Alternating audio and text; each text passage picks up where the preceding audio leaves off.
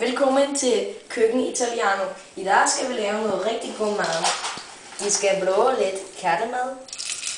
Og så skal vi bruge lidt funsaftevand, som er her. Ekstra meget kraft. Så skal vi bruge lidt den her. En køkkengrill special.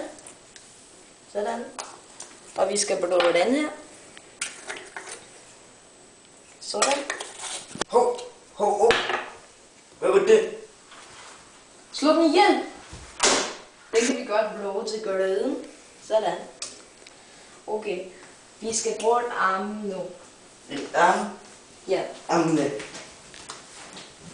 Vi henter armen nu. Vi skal bruge en arm.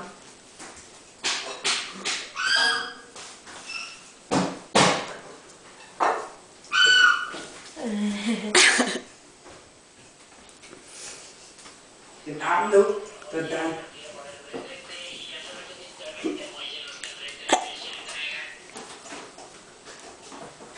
Armen nu.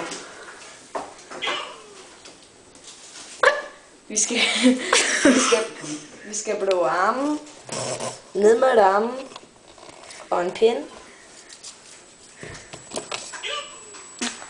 Og lidt af den her. Så skal den være 120 grader i 10 minutter. Sådan. Så har du lært at lave noget rigtig god mad. Vi ses.